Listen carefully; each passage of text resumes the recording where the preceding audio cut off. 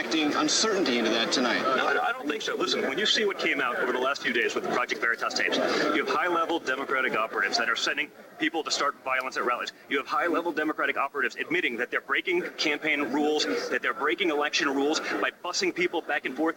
And I quote something to this effect: "We've been doing it for 50 years and we're not about to change now. All we want is a fair fight." Every time he's talked about injustice, every time he's talked about the stupidity of what's going on in government, whether he talks about NATO having not evolved over years, 2 weeks later, NATO comes and says, you know what, you're right, maybe we should adjust and maybe we should adapt to deal with the threat of Islamic terrorism. Okay? He talks about our horrible trade deals. All of a sudden, Hillary Clinton flip-flops and says, now the gold standard is no longer the gold standard, I'm now against it. When he highlights things, it creates action. It makes people look at it, and all we want is a fair fight. And I think that's what the American people want. I had a reporter a few minutes ago, I asked them, I go, so if there was rampant fraud, should we still accept the results? And they said, yes, we should. That's not the America I know. And that's disgusting that the media is perpetrating something like that. Right, and what he was saying tonight is that he just wants to take a look at it.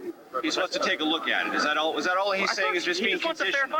He just wants a fair fight. He just wants to make sure it's fair. If it's fair, we have no issue with it. He loses, and there'll be no issue. If it's fair, it's got to be fair. And I don't think that's too much. I would hope that you agree with me. No, I do agree with you. And can you define for your father what fairness is? It looks like you don't have people getting caught, busing people over. You don't have people breaking laws. You don't have dead people voting. You don't have you're able to clear rosters of people where there's millions of people on rosters that shouldn't be voting.